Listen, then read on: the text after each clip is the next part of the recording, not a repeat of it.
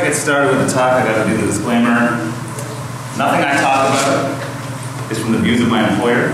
This is all personal research I've done in personal time, after hours. Nothing to do with my employer. Let me make it clear. Get that out of the way. So that's, some people are still filtering in here. I'll ask a quick question. So what I'm going to do is, everyone can hold your hand up for the first question. So how many people in the room right now have actually done any kind of mainframe testing or security work or some kind of analysis or anything like that? Okay, keep your hands up. Keep them up. Okay, now, of the people that have your hands up, how many of you were or are currently a system programmer? Okay, so one hand in the entire room is left. Now let me go back. How many of you are Linux and have assessed a Linux machine or a Unix machine? Okay? How many of you have actually administered a Linux or Windows machine? Yeah, okay, so anybody see a problem with this? The people who are assessing the mainframes, which is like a little lot of hands up, they've never administered a mainframe. How many of you actually have an account on the mainframe that you're assessing? Right? So a handful of hands go up. Yeah, it's not. So there's this whole gap of people that are us, the security community, is assessing the mainframe, but we've never administered, we've never built one, we've never set one up. Whereas everyone who does Linux and Windows, they built them from scratch. So now, usually when people talk about a mainframe, this is what they picture in their head. If I say mainframe, this is what you picture, right? You picture a dude, he's doing some typing, there's a guy fixing a printer jam. You know, there's a room, and it's a room full of machines, and that's all just for one mainframe. Or maybe the 60s, you know, a little tool. Maybe in the 70s. Maybe okay, this is what I think of, right? So it's got a printer, it's got a terminal, it's got carpeting. Yes, data centers had carpeting in them in the time. I'm serious. Like, you can watch videos of people like they tape their mainframe for some reason. There's carpeting in the room. Really, this is what a mainframe looks like today. It's not that special. It's just like an enclosure with a bunch of CPUs and RAM and all that stuff. It's not really that fundamentally different than a normal computer you would see in a rack. It's just not. It's not that different. It's not that strange. I like to put this so that people can visualize when I start talking about things. You see, oh, this is what it looks like in the actual data center. Now, part of the point of my talk is the fact that mainframes are definitely not legacy, because I see them described as legacy all the time. Oh, we don't need to implement this policy because it's a legacy system.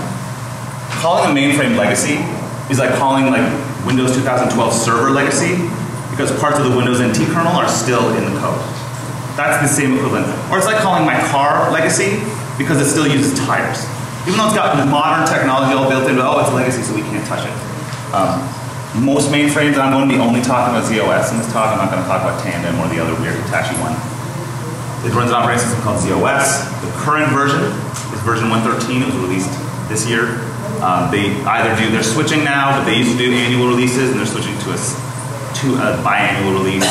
And they're going to be releasing version 2 a year or so. And that's going to be the newest version of the operating system that have modern built-in things to do. So it's not an old operating system. It's all the same security controls you would expect from other modern operating systems like Unix and Linux and Windows. Now, an interesting statistic is 70% of Fortune 500s run an IBM mainframe. If you ask IBM, it's 90% of Fortune 100s. However, I don't care what the statistic is, but these companies are large companies and they're processing their critical data through a mainframe. They're not running their email servers on it. They're not running their internal intranet site. They're running critical data, your payment, your flights, your train. If you transferred money overnight, those files are going through a bunch of mainframes. That's what is being impacted by the mainframe space. Before I get too far into the talk, a little bit about me. My name is Phil, as you heard. I've always been fascinated with mainframes for some reason. I saw the movie Tron as a kid, and I was like, oh, that must be what a mainframe looks like on the inside. So I was always interested in mainframes.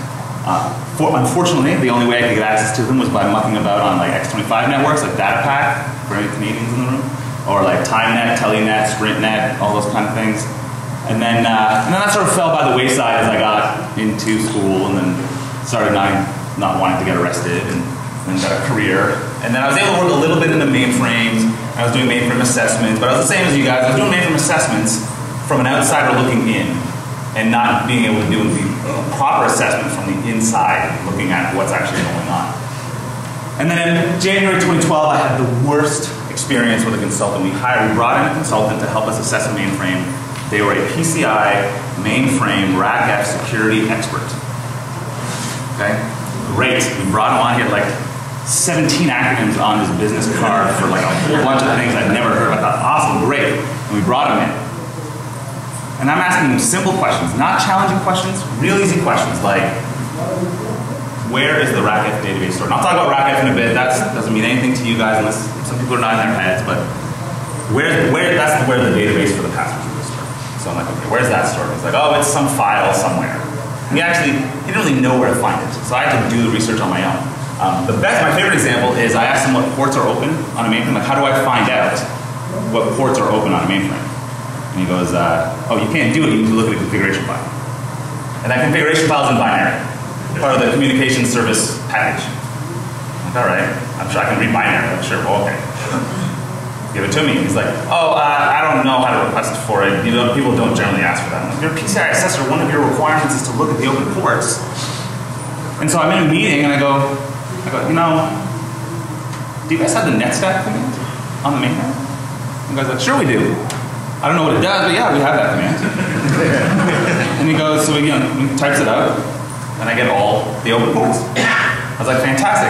After the meeting, our security expert consultant comes to me and he says, hey, what does the netstack command do? Yeah, so that's when I realized that there was this huge gap. Now, don't get me wrong, he knew stuff about the mainframe that I will never know, because he's been in the mainframe world forever. But he doesn't know anything outside the mainframe world. And that's sort of that's the gap that I've seen, is that there's the group here, the security people, and they know a little bit about mainframes, but they can gather online and whatnot. But they don't actually have access to one, or they don't. And if you have access to it, you definitely can't fuck with that. I'm going to swear. So just FYI, you can't fuck around with a mainframe. If you get access to your corporate mainframe, you start fucking around. Guess what? Your access is gone the next day. They're not going to let you keep mucking around. And if you bring down that mainframe, they're going to be so pissed. I can tell you what.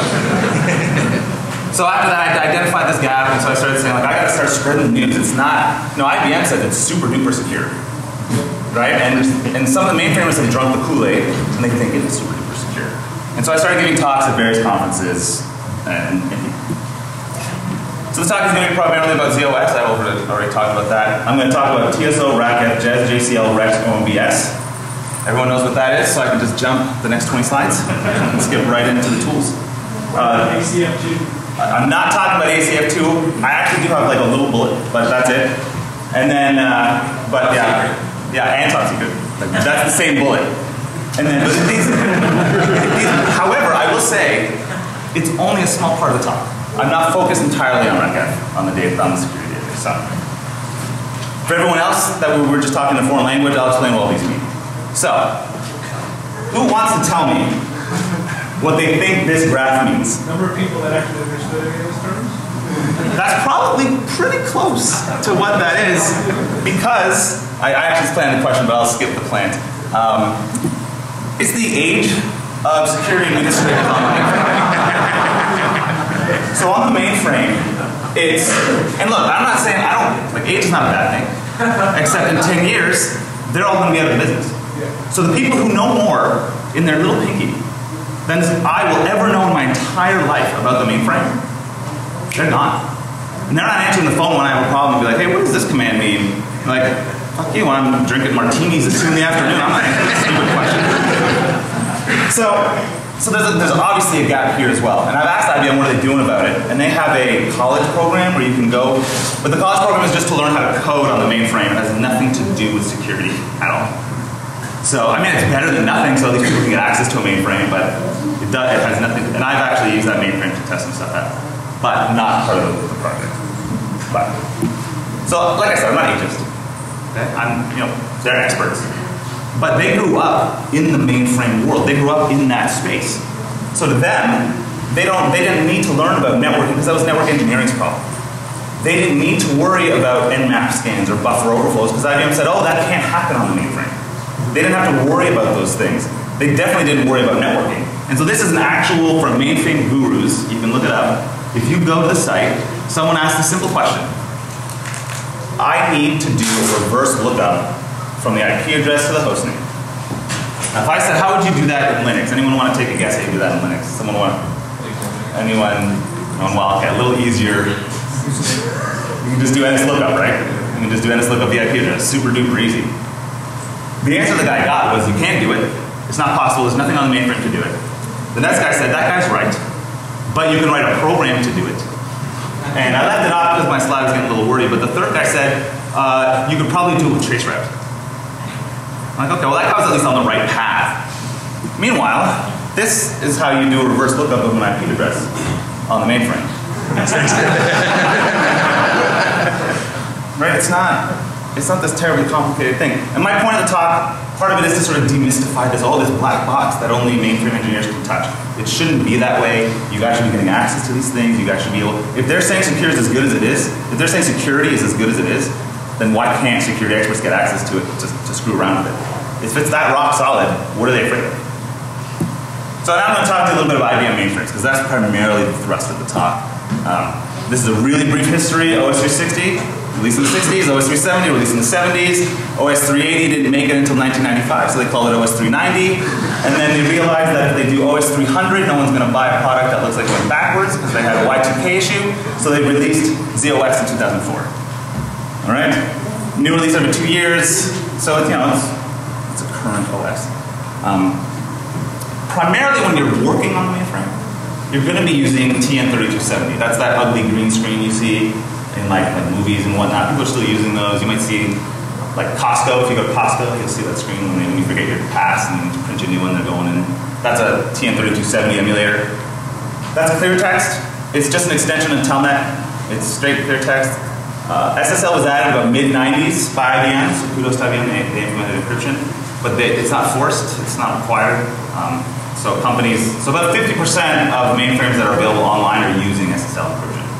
I've seen I think it's the University of South Carolina, their mainframe has non-encrypted and encrypted open, and they get to the same place.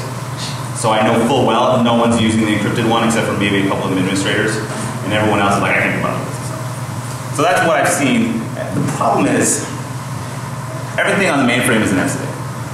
So you have ASCII, right? Everyone knows what ASCII does. When they were building up the mainframe, everything was written in FTP because that's what came on the cards. Yeah, literally cards. And so it's a holdover from when cards were in FTP. So now everything on the mainframe is all FTP. But what's great is FTP is supported in Wireshark. So here's a raw capture of me logging onto a mainframe. And when I click the FTP button, boom, you get clear text. Impossible to read, almost impossible to decipher. That's my user ID right there. That was just a fake user ID that I was putting up there. That's a pain in the ass to look at, but. Now when you finally get access to the mainframe, you're going to be using a thing called TSO. TSO lets you run commands like I'll show you NS lookup, FTP, traceroute, this DS, and this is the datasets. What's really weird about TSO though is you have a username max of 7 characters. I don't know why. So next time if you go to like a bank website and your username can't start with a number and it can't have more than 7 characters, they're likely relying on the mainframe for your user. So that way you can start saying, oh, this is probably using the mainframe somewhere. This is what it looks like. I executed a script that I wrote. I'm pinging Black Hat. It's not terribly complicated. A lot of the stuff I do is kind of a little cheeky. Like I don't know if anyone knows I have a Tumblr that I post all this stuff on because there's something so awesome about having mainframe stuff on a blog for like teenagers share porn on. Something so fun. There's something so ironic. But I was going to use MySpace, but then it turned into a music site. So. Now this is like a shell for the mainframe, and it's awfully used. And there's an editor, and it's horrible. So everyone uses the GUI, ISPF, or I think it's Interactive System Productivity Facility, which is a great name for a GUI. It rolls right off the tongue. It has the file browser. I mean, this operating system is by engineers for engineers, right? It's got a file browser. It's got this swanky editor. It's made of panels. So this is I'm searching for files. Here I'm searching for the TCP/IP configuration files to see what's going on. Here's an editor. You can see it's got like some syntax highlighting, which is nice. It's got all kinds of stuff, and I'm sure a bunch of people are staring right here and saying like, what the hell's that about? And if I have time, I'll show you. Now, when I first started looking at mainframes, I would go in all young buck and be like, hey, I need to see your configuration files. And they would play dumb. They wouldn't even help me because I was an auditor. And they would say, we don't have any files on the mainframe. Oh my God, there's some people here who are like, oh. Because they don't call them files. because that would just be too easy, right? They call it datasets. Datasets are what you use to store everything on the mainframe, right? There are some stuff that's outside, but for sake of argument and time, that's what we'll say. Now it's composed of a high-level qualifier, so you see TCP/IP.FTP.data. The other two have names, but I just call them the rest, because I can't be bothered. I could like group and member or corporation, and it's all these weird names. So that's the high-level qualifier for this data set, and then that's the rest. Now you can take a file and you can partition it.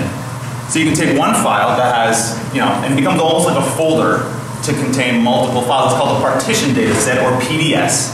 So you'll see someone's called a PDS. And so here I'm looking at acid.jcl file. Now you would use this, for example, you have like 300 JCLs that you need. I'll talk about JCLs in a bit. This is what, so that's where it'd be stored. You don't want to have 300 and just hanging out with a high-level qualifier. And this is usually the talk. So when I first started giving this talk, I just sort of skipped over this piece, and then one time I gave a talk to a real small group, like 5 people, and we spent half an hour on this. Not this slide, but the next slide.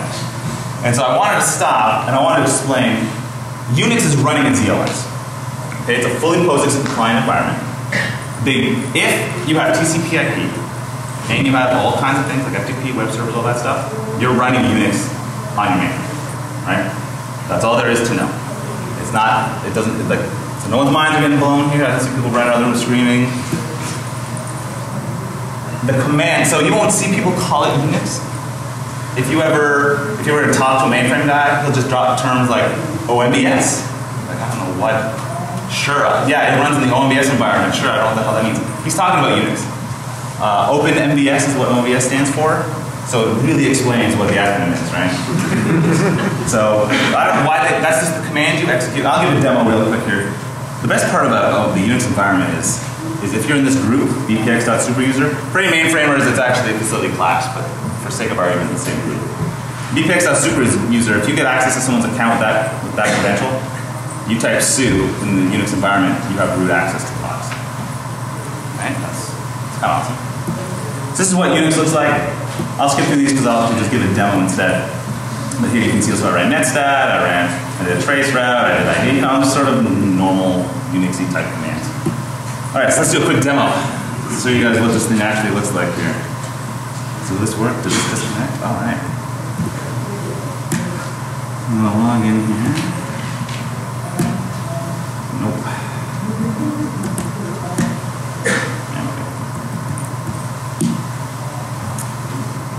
And so it takes a while to get going here.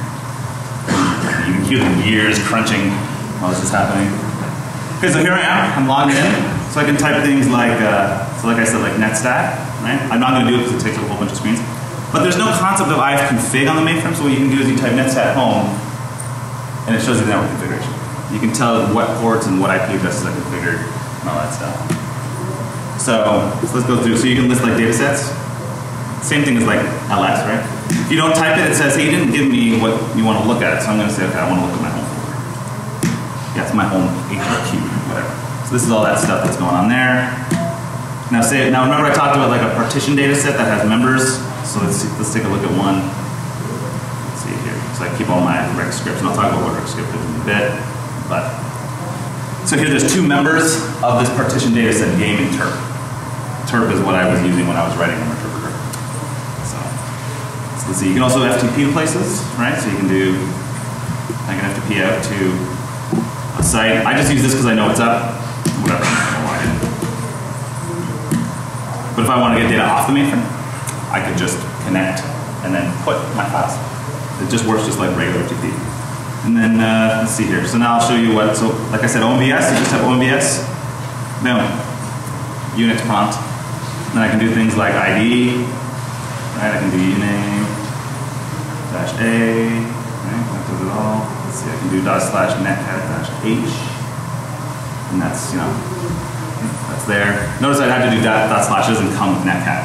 So I'll also be talking about that in a few minutes.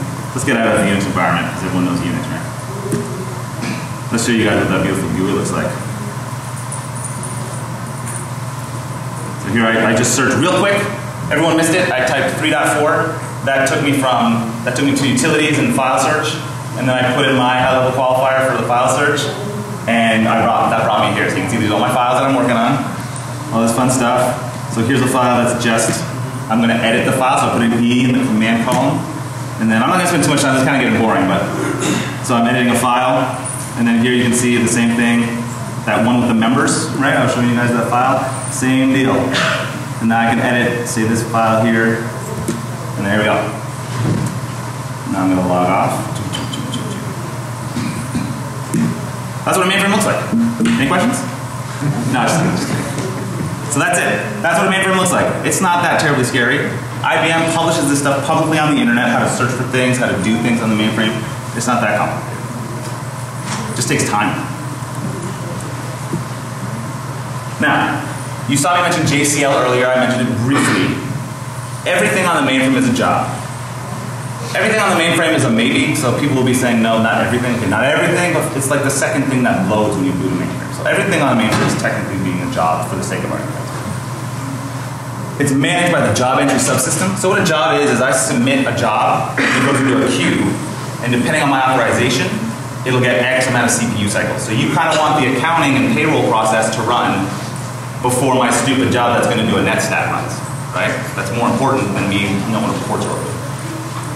JCL is what you use to tell it to execute jobs. JCL is job control language. It's like a shell script, very similar, not terribly different. Has a job card and all that stuff. So here you can see, here's a job that I wrote. Here's the job card. It's all this, you can research it. I'm not going to go into specifics. Here's the program that I'm going to execute. BPX batch executes a program in the Unix environment. And then the parameters that I'm going to send to that program. And in this case, I'm executing netcat and opening up a listener shell on port 31337. I submit that, it executes, and boom, I can connect to netcat. And then there's a typo in my comment there, in case someone wanted to call it out. Now, Rex. Rex is the equivalent of Python on the mainframe. Okay, that's all you need to know. I'm not going to spend much time. It's a scripting language. I'll show you what it looks like in a bit. It's the equivalent of Python. So this is what it looks like. It's really high level. It's not, like everyone's like, oh, mainframes and COBOL. Oh my God. No, it's really easy. I can write in it. Anyone can write in the language, all right? Here's a simple program. All it does is it gets a random number, and it does some thing. It's just a really easy programming language. You don't need anything special. It has access to sockets. It has all kinds of cool stuff built into it.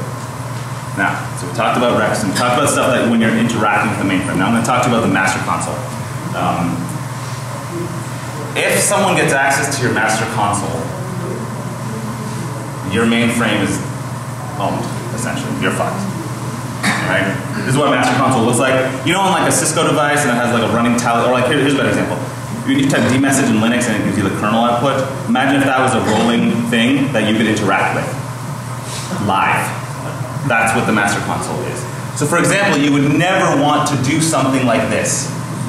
Right? So this thing tells it to say, hey.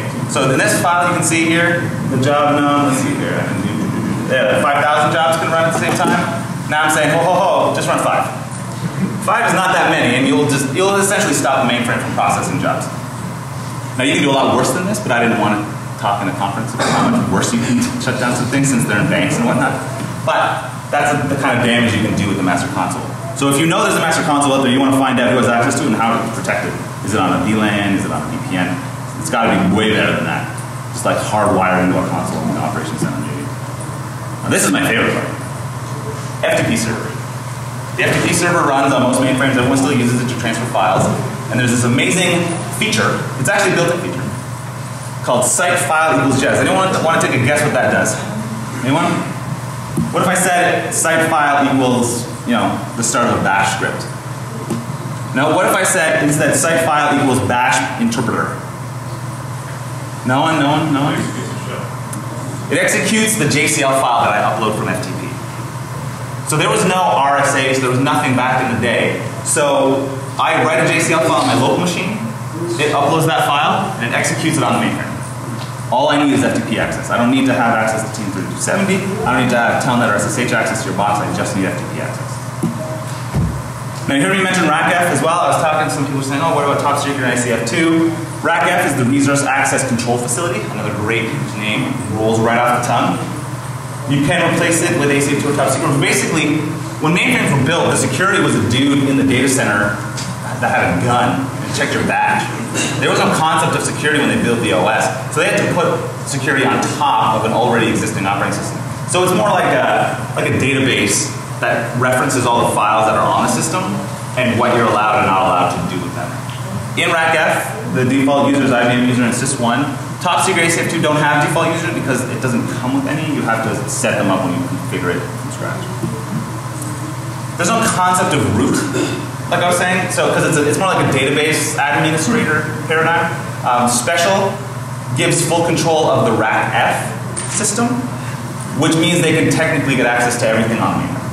Okay? If you're running RACF or ACF2, but specifically RACF, you need to limit who has read access to that database. You need to limit read access because it also stores the password hashes for every user on the system. And it used to be an obfuscated process of how they did it, but I'm going to share with you guys. It's DES. Yeah, it's DES. It's a one-way hash. So what they do is all they're doing is they're taking your user ID and they're encrypting it with your password. So I'll show you. So what they're doing is, here's my password for A's. That's C1 in Epsilon. That's the equivalent to that in binary. You take that, you XOR with X55, right? And then you shift it 1 bit, gets you hex 28. That's your value. So now my password in hex becomes this. And I feed it right into the algorithm. So now this algorithm is known, and I'll explain why that's important later. Now you think this database has more than just password hashes. It has every single permission, all the password settings, every single access to every single resource, not just files, but also like what programs people can access. It has access to everything. So you'd think this would be really hard to figure out where it is, right? It's a core element of security on the mainframe. It should be impossible to even see where this file is. If you have a mainframe, I saw some people that assess them. If you have like the lowest level account, you just type rvary and it'll tell you exactly where the RACF database is. In this case, it's right there. Those two data sets right there. So then you know where it is. I don't know why they added that feature. It's great. All right, so now you're all mainframe experts. Everyone in the room. So you now know what JES is, what JCL is, what OBS is. You're all good. You guys are taking notes. I saw some people taking notes. Testing mainframe security. So when I came at this, I'm like, surely there's tools that exist out there to test the mainframe. It's been around forever, right? There's nothing. There's really nothing out there. It's really frustrating. There's nothing out there for the mainframe. The tools that are there are out of date, or they're wrong. And there's no frameworks that include ZOS as a whole. So here's Nmap, nothing. I did searches for more than this. It's just a nice little picture because it's boring, just CR text. But the problem with Nmap as well is it's also kind of wrong when it does a scan of a mainframe. So here's an example. This, I don't remember what this mainframe was, but I redacted it for a reason. OS 390. Okay, so at least it's telling you OS 390. I don't think IIS normally runs on the telnet port on a system that is also running OS 390 on other ports, but sure, what the hell. Yeah, so that's weird, right? And the same thing down here, OS 390. See OS 390 again. That's funny because OS 390 was discontinued in 2004. And if you see an OS 390 system out there, it's like 20 years old at this point, right? So that's legacy. Like if you do see that, that's legacy. That's straight. But that doesn't exist because IBM has fantastic support contracts to make sure you buy the newest version. Yeah. So there are no OS 390 mainframes out there unless maybe in the Computer History Museum. There's no Nessus. You can see down there, no Nessus. What's funny is I got into a discussion with Jack. He does like Paul.com and talks about Nessus a lot. And he was telling me, oh, we have tons of mainframe stuff on Nessus. I said, well, not that I can find. Maybe I'm just an idiot. And he says, I go, so what is it? And he goes, we have tons of I-series testing. And I said, oh, that's great. I'm talking about Z-series. So that may be a miscommunication. He's like, oh yeah, we have no Z-series. Like, yeah, okay, well, that's what I thought. So there's nothing in Nessus, and again, there's nothing in Metasploit. There's nothing. But we know that there's problems, right? I've already talked about some of them. We know that the problem exists, and I'll show a couple more here in a few seconds. So we know the mass path, because it's DES has a max, the max key size is 56-bit. Well, it's technically 64 and they drop whatever, right? That makes it essentially, you can't have a password larger than 8 characters. You can't. You can implement passphrases, but I've never seen anyone implement passphrases. And IBM, you can implement passphrases on the mainframe, but you know what IBM does with it? They have an algorithm that just shrinks it to 8. And then they feed that into the DES algorithm. Right? Isn't that fun? So it's a passphrase. We know it uses clear text, and you know FTP allows for code execution. But you saw one more. You saw one more when I was giving the demo. Anyone wanna? Did anyone catch it? This is like, you know, pen testing 101 stuff. This is me logging in, normal user ID. This is me logging in, bad user ID. Anyone want to take a guess at what's the problem here? Anyone? What if I highlight it for you guys? What's that? No, it tells me straight up.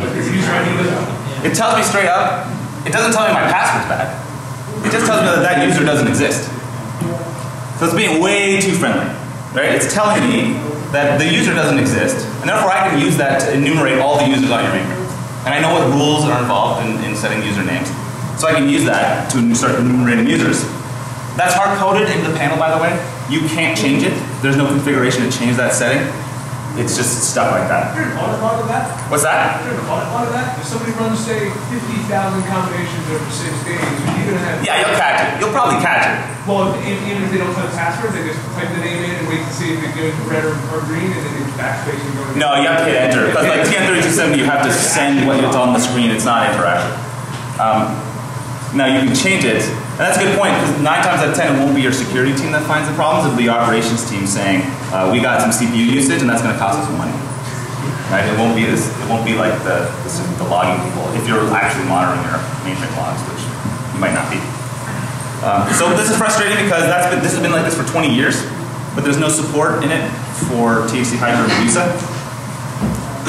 So that's super frustrating. So I decided to write my own, just to see how hard it would be to do. Can it be done? I wrote a really bad first version last year. It was awful, but it was just pure proof of concept. Then I wrote another one called TSO Brute. Look how awful that looks. I don't know what I was drinking when I was writing this thing for sure. That looks like crap. So finally I decided to break it out. The TSO brute forced and enumerated, and I decided to break it out. And so now I'm releasing 2 tools. One's called Psychotic and one called Fatso. So they're much faster.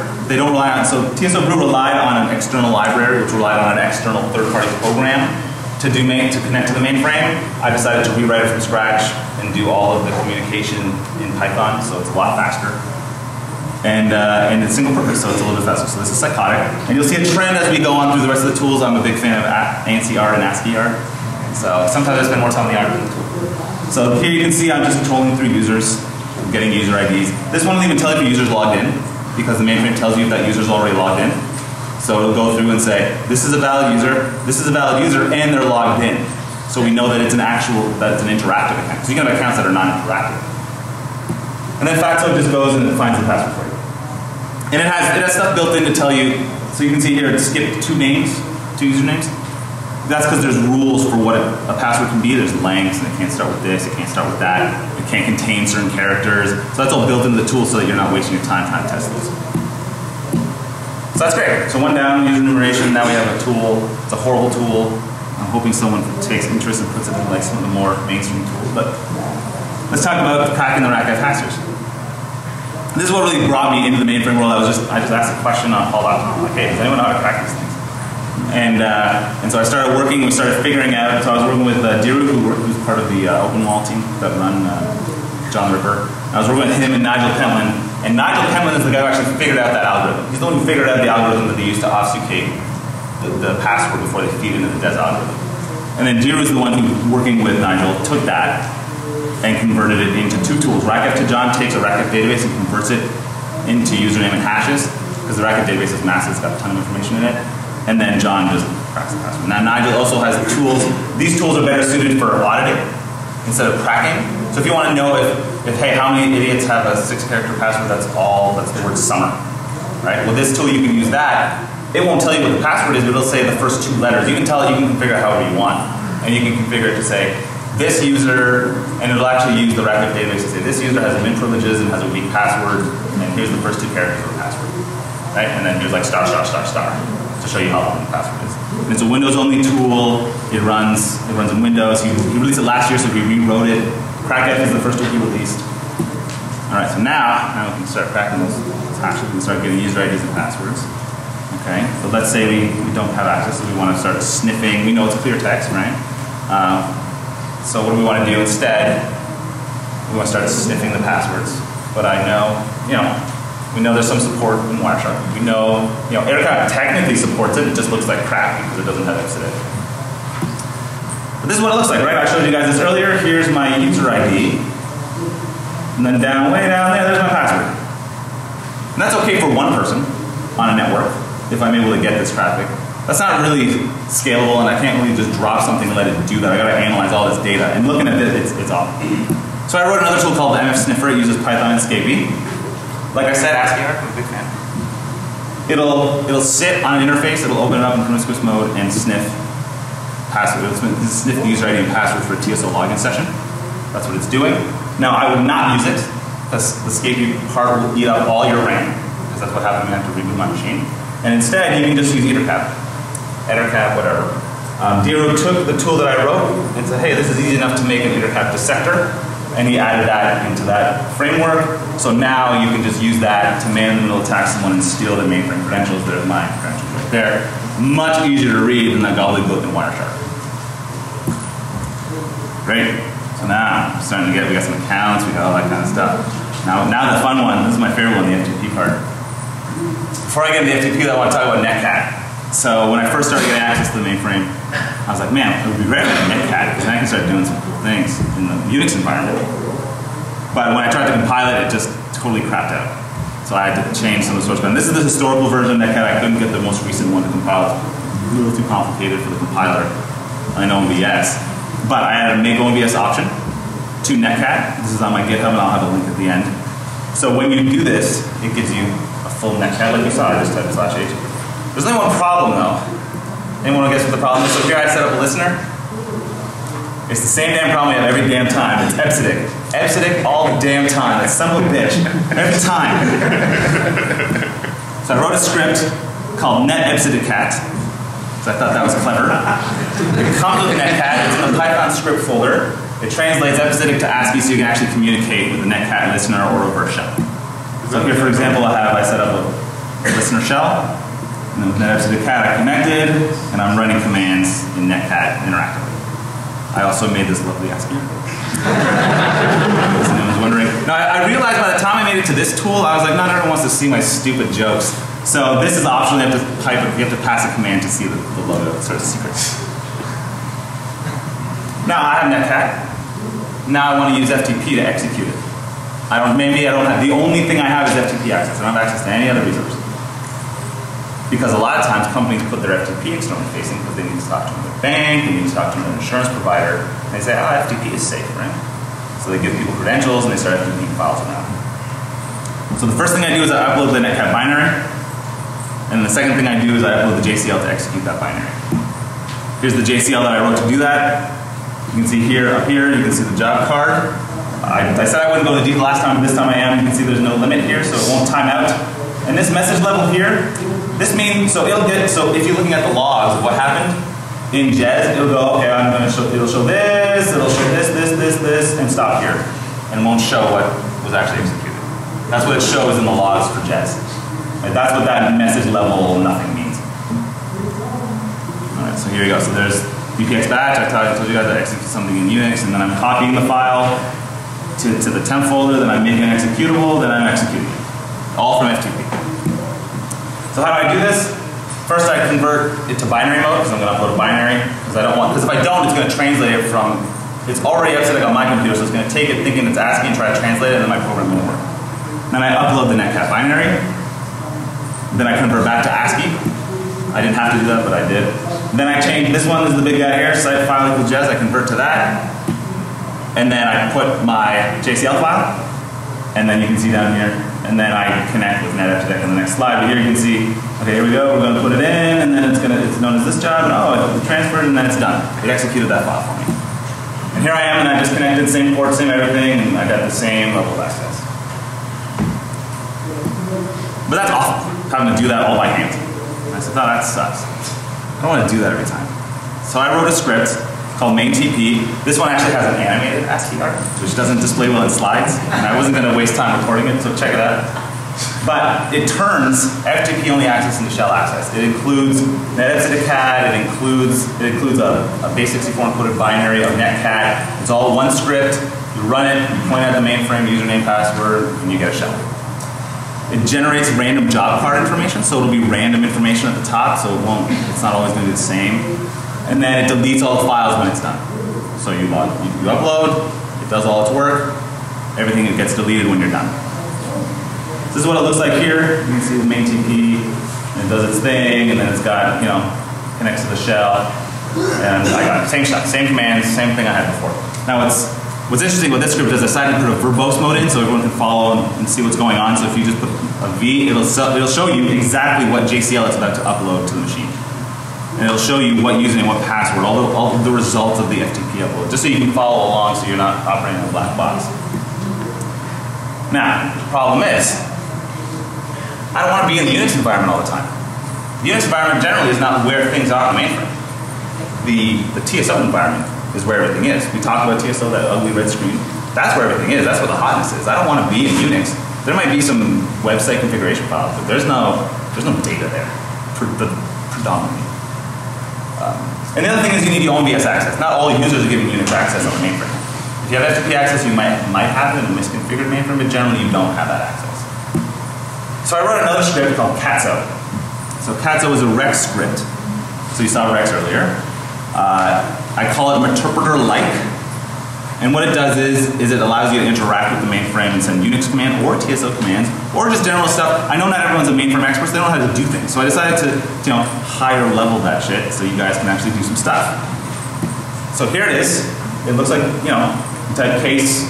So I'm executing it. It can be listener or reverse mode.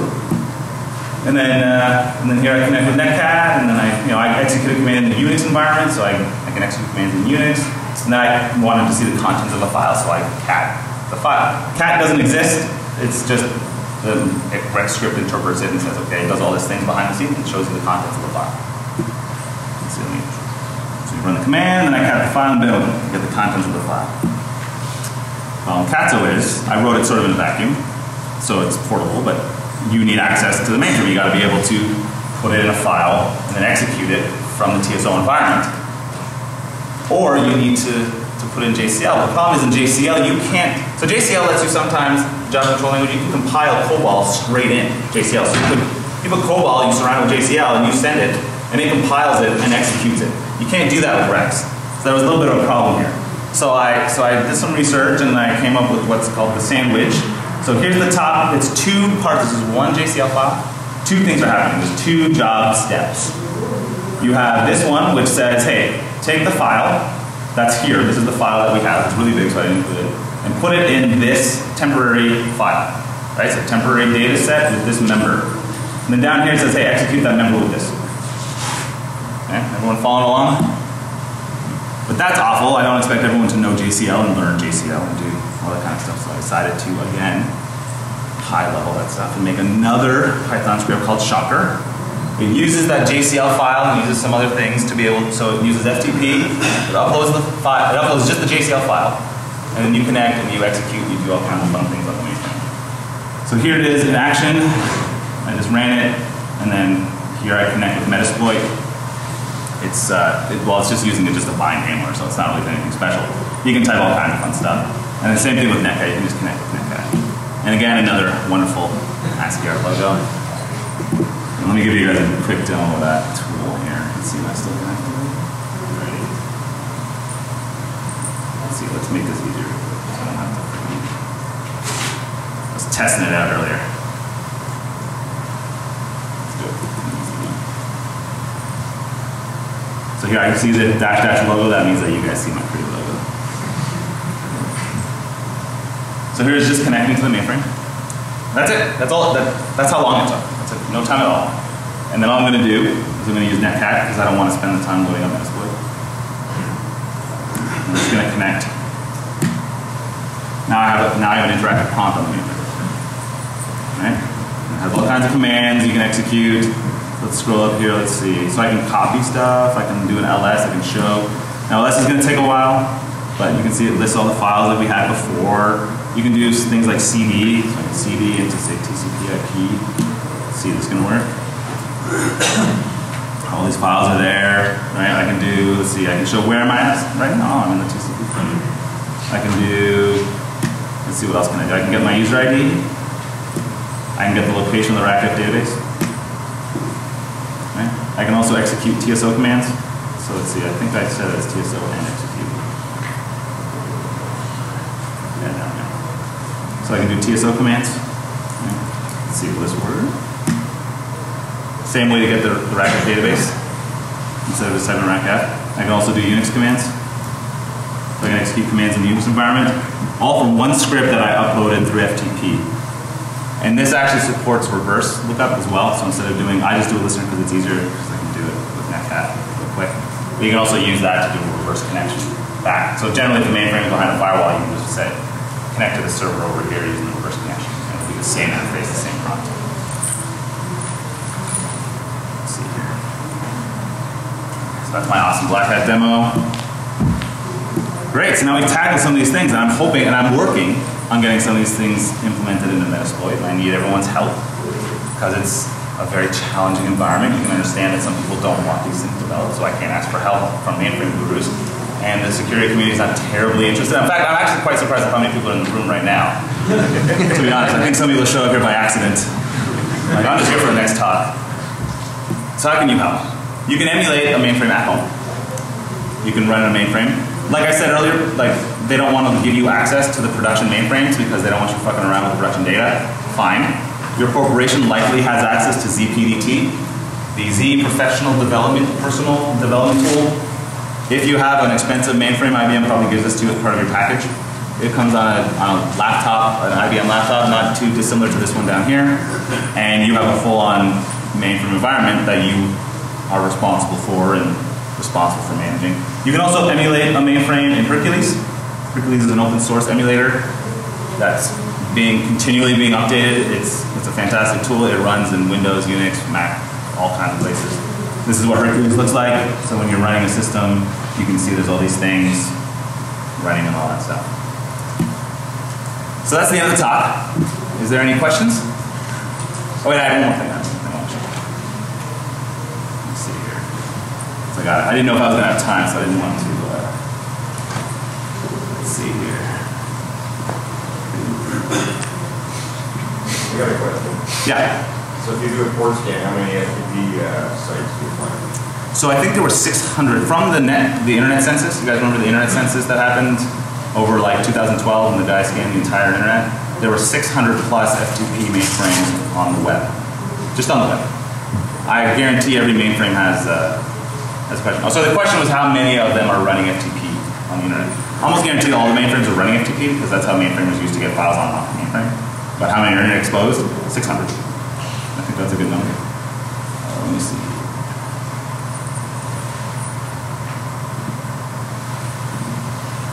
So I'm also working on this. Can I do this one?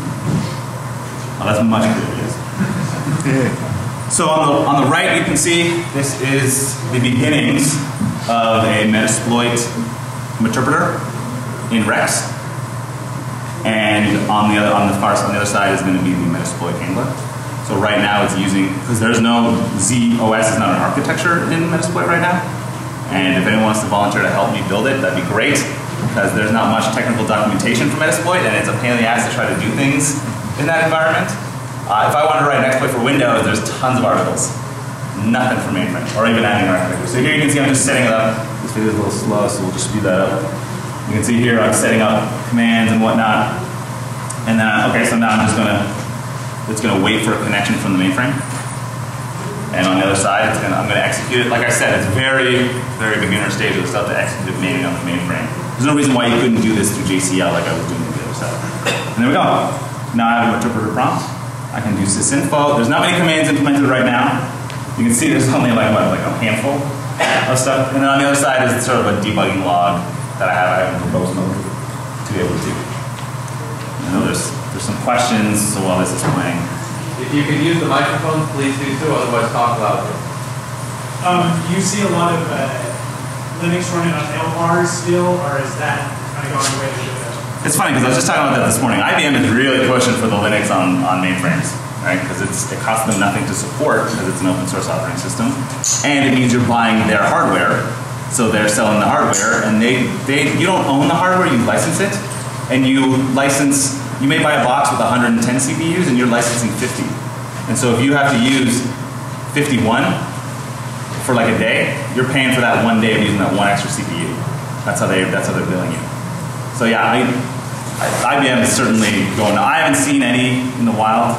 There's guides on how to implement it, but IBM is pushing it. Like if you follow them on Twitter, that's all. They never talk about like ZOS unless there's a new version release. They're always pushing their Linux platform. Anyone else? I know there was, yeah. Yeah, how about the iOS side of the mainframe house though? Any of your scripts translate over that? The iOS?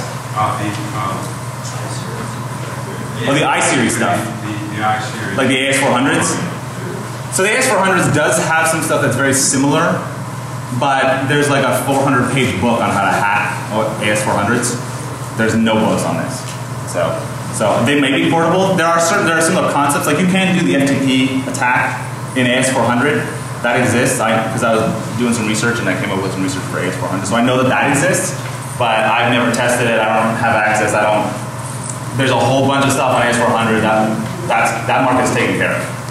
So I don't really muck around. I think this guy had enough on that. How many of the problems you exploited can be fixed by changing configuration on the mainframe? And how many of them do we need to get back to IBM to have them redesigned? So the TSO, okay, so let's go through them. So the clear text passwords and stuff, that's already fixed. SSL is available.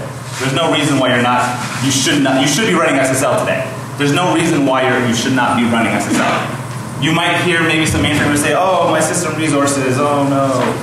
That's not really an issue anymore because we're not living in 1979. So encryption really does not add that much overhead to a system that has like gigaflops of processing power. So that one's already taken care of. The other one is the user enumeration. That's hard-coded in the panel, so that's something IBM's going to have to either care enough about fixing or just say, no, we just implemented a new logging feature, and that's how we're going to mitigate that. You can bypass that whole panel.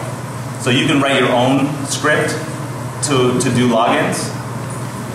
That costs money and expertise that people generally don't have. Remember that age graph I showed you? Those guys that are 50 plus, they're not making 30 grand a year writing mainframe apps. They're making a lot more. So generally companies are just going to use that login panel and you can't change it. Someone tried to argue with me and said, oh, you can totally change it. I'm like, great, tell me, I want to know how to fix it. They said, oh, you just replace it with this program that you have to write by hand in C and test. Do all that stuff, so that's awesome. The FTP one is a little bit more challenging. You can limit people's ability to run jobs, period, but you can't limit their ability to run jobs from the FTP client. You can't say, only let jobs run in FTP, or only allow jobs to run in the TSO environment, but don't allow them to submit jobs anywhere else. The facility class is called JES commands. That's what allows access to run those commands. And when you get access to a mainframe, even when you log in, you're executing a job that's executing your TSO environment. So removing that access is not. Now you can disable that feature, period, in the mainframe. Just say FTP, don't allow JCL.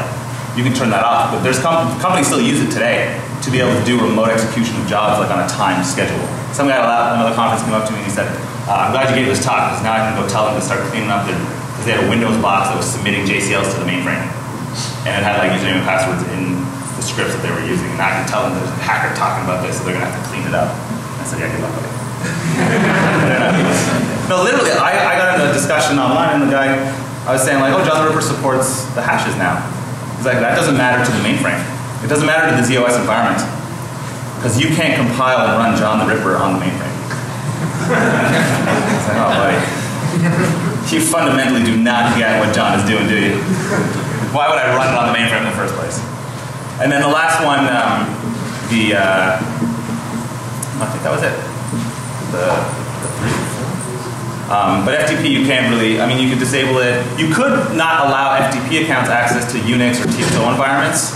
That would be another way to do it. But that's generally, there has to be some changes coming out from IBM to be able to fix that. But I don't know if they're working, I don't know if anyone cares.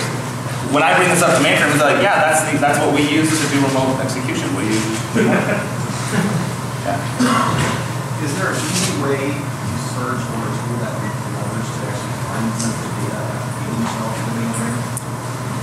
Yeah, you could, well, I mean, if you have a TM3270 access. Oh, you asked, is there an easy way to do searches for sensitive data? So I know, I can't remember the guy's name. If you look up the guy who invented ACF2, he has a company and they offer a service to do that. I don't know if there's any tools that do that specifically. You can for sure write tools to do it. I'm not gonna, it shuts down Mainframe because it's so IO intensive that it just brings the Mainframe to a call. It takes like 2 hours to search one high level qualifier, so it's awful. But there are, instead what you would just use is if you can get access to the 3270 client, like that green screen, you can just do a search in there and just start trolling through the data if you really wanted to. That's the other problem with a lot of mainframes is they tend to atrophy over time. So you end up with a lot of data that's sitting on these mainframes that no one knows what it's for, and it's not really labeled well. So you have all these high-level qualifiers because they're limited to 8 characters. So they have the most complicated, like, TP226X .June.df. I don't know what that means.